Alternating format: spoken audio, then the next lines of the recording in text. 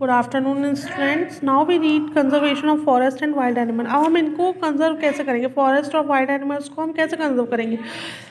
3 वे हैं आपके। अफॉरेस्टेशन मतलब प्लांटिंग ऑफ ट्री, जब हम बहुत सारे प्लांट्स लगाएंगे तभी तो हम उनको कंजर्व कर पाएंगे। Planting of tree is the forest is very important part of conversation. We should plant at least as many year as we cut to retain our green wealth for future. जो हमें trees की planting होती है वो हमें ज़रूर करनी चाहिए, क्योंकि forest is very important part of our life, क्योंकि हमारी लाइफ का बहुत इंपॉर्टेंट पार्ट है। अब नेक्स्ट है आपका प्रिवेंटिंग फॉरेस्ट फायर्स। तो जो हमें फॉरेस्ट फायर्स है उसको रोकना चाहिए। जो जंगलों में आग लग जाती है उसमें काफ़ी जानवर चले जाते हैं, काफ़ी प्लांट की स्पीसीज़ का लॉस हो जाता है। और थर्ड है आपका प्रिवेंटिंग ओवरग्रेजिंग, और हमें ओवरग्रेजिंग को रोकना चाहिए। Grazing animal eat young tree, destroy leave on lower branches and injures root and trunks. जो जानवर चरने जाते हैं वो यंग ट्रीज को डिस्ट्रॉय कर, लीव्स को डिस्ट्रॉय कर देते हैं, और जो ब्रांच होती है उसको इंजर कर देते हैं, रूट और ट्रंक को। उसे हमें स्टॉप करना चाहिए। अब है आपका we need to take the follow step to conserve wildlife. हम वाइल्ड लाइफ को कैसे करेंगे। हंटिंग रेगुलेशन, जो गवर्नमेंट ने लॉ निकाला है स्ट्रिक्टली इम्प्लीमेंट होना चाहिए हंटिंग के लिए। Hunting of animal should be ban, और जो जानवरों की हंटिंग है उसे बैन कर देना चाहिए। अगला है आपका reforestation. Restoring of the destroy forest by planting tree. जो रिफॉरेस्टेशन है उसमें डिस्ट्रॉय फॉरेस्ट को दोबारा से प्लांटिंग ट्री के थ्रू ठीक करना चाहिए। The forest act aim to preservation and conservation natural forest and meeting the basic need of people living in और near forest in India.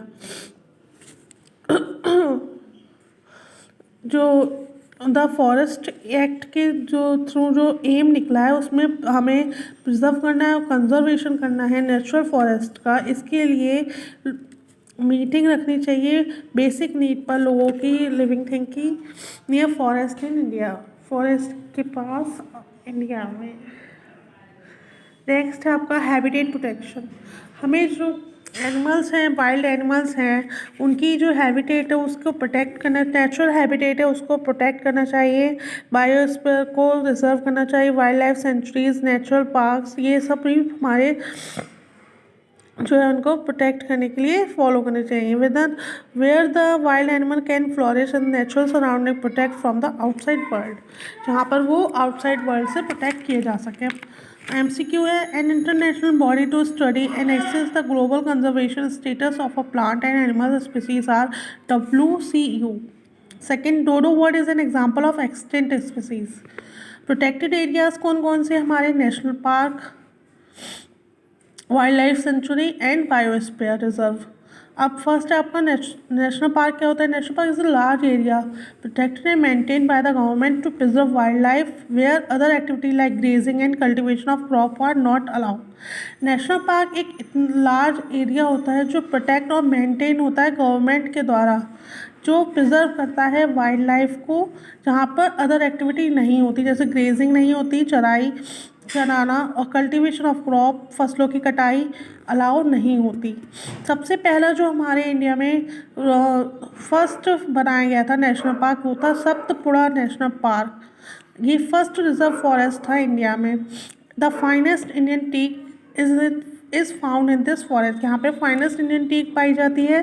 Tiger are slowly disappearing from our forest in Satpura tiger reserve. Significant increase in the population of tiger has been noticed. यहाँ पर Satpura national park में tigers को reserve किया जाता है। There are about 102 national park in India. हमारे India में 102 national park हैं, जिसमें से कुछ आपकी बुक में दिए गए हैं। फर्स्ट है आपका जिम कॉर्बेट नेशनल पार्क, ये उत्तराखंड में है, ये टाइगर के लिए है। और सेकंड है आपका काजीरंगा नेशनल पार्क, ये असम में है, ये वन हॉर्न्ड राइनोसॉर्स, एक सींग वाले गेंडे के लिए फेमस है। थर्ड है आपका गिर नेशनल पार्क, ये एशियाटिक लॉयन के लिए फेमस है, गुजरात में। फोर्थ कान्हा नेशनल पार्क, ये आपका मध्य प्रदेश में है, टाइगर्स के लिए। फिफ्थ आपका सरिस्का नेशनल पार्क राजस्थान में है, ये भी टाइगर्स के लिए है। अब आपका आता है wild life sanctuary. It is an area that is strictly reserved for the protection of wildlife in their natural habitat। एक ऐसा एरिया होता है जो स्ट्रिक्टली रिजर्व होता है सिर्फ वाइल्ड लाइफ की नेचुरल हैबिटेट को प्रोटेक्ट करने के लिए। ठीक है, अब कुछ सेंचुरीज़ हैं। There are 5000 wildlife sanctuary in India. हमारी जो इंडिया में है वो 500 वाइल्ड लाइफ हैं, जिसको wild life 500 wild life sanctuaries in India, और जिसमें से कुछ आपकी भी बुक में दी गई हैं 5। भरतपुर बर्ड सेंचुरी, ये राजस्थान में है। यहाँ पर साइबेरियन क्रेन मिलते हैं आपको। सेकेंड है आपका चिल्का लेक बर्ड सेंचुरी, ये उड़ीसा में है, ये इंडियन बर्ड के लिए फेमस है। थर्ड है आपका सुल्तानपुर लेक बर्ड सेंचुरी, ये हरियाणा में है, ये भी इंडियन बर्ड के लिए फेमस है। फोर्थ है आपका बांदीपुर सेंचुरी, कर्नाटका में है, इंडियन एलिफेंट के लिए फेमस है। फिफ्थ है आपका मधुमलाई सेंचुरी, तमिलनाडु में, ये भी इंडियन एलिफेंट के लिए फेमस है।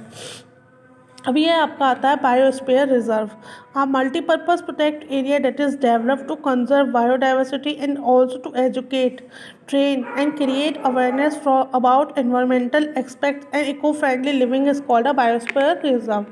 बायोस्फीयर वो होता है जो मल्टीपर्पज, जैसे एरिया को तो प्रोटेक्ट करेगा ही करेगा, हमारी बायोडाइवर्सिटी को कंजर्व भी करेगा, लेकिन उसके साथ साथ एजुकेट करेगा, ट्रेन करेगा और एनवायरनमेंट के लिए आपको अवेयर करेगा, और इको फ्रेंडली लिविंग के लिए, जिसे हम बायोस्फीयर कहते हैं। हमारे जो है there are 18 biosphere in India. जो हमारे इंडिया में है वो 18 बायोस्फीयर रिजर्व हैं, उसमें से कुछ ये रहे, जैसे फर्स्ट है आपका Nilgiri biosphere reserve, second Nanda Devi biosphere reserve, third Sundarban biosphere reserve, fourth gulf of Mannar biosphere reserve. Biosphere reserve में also contain other protected area और भी है, जैसे Pachmarhi biosphere reserve consist of the one national park name Satpura. जो पंचमढ़ी रिजर्व बायोस्फीयर रिजर्व है, वहाँ पर जो हमारा नेशनल पार्क है Satpura, and 2 wild life centuries, और 2 वाइल्ड लाइफ सेंचुरीज़ हैं नेम बोरी एंड पंचमढ़ी।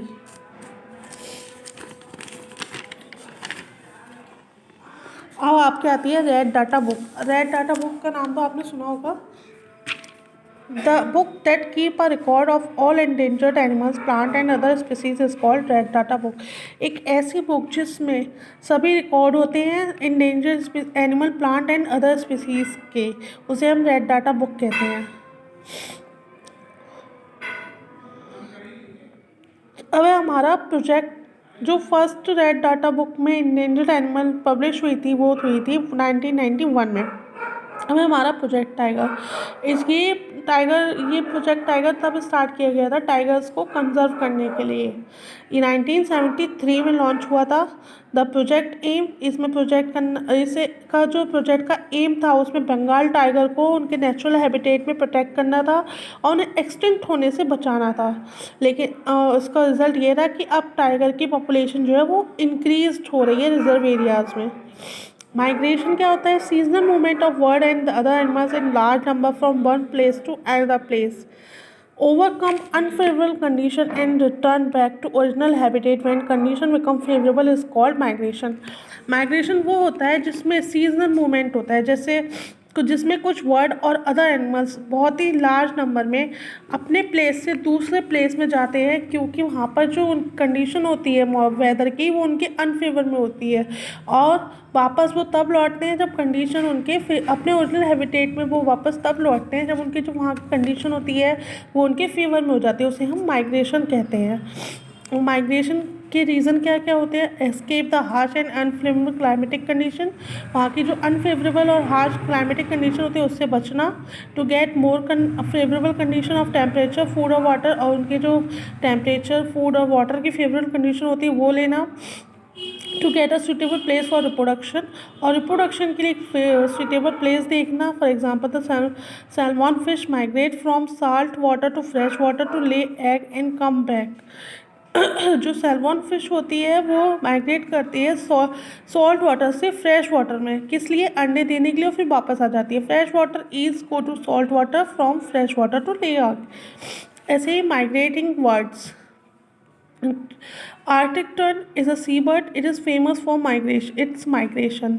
ये जो आर्टिक टर्न होता है वो एक सी बर्ड है, ये अपने माइग्रेशन के लिए फेमस है। It fly from Arctic region, ये आर्टिक रीजन से फ्लाई करके एंटार्क्टिक रीजन में पहुंचता है, comes back again each year, और वापस फिर अपने एरिया में आ जाता है। This 19,000 kilometre journey each way ensure that this bird could see 2 summer season per year and more daylight than any other creature on the planet found till now।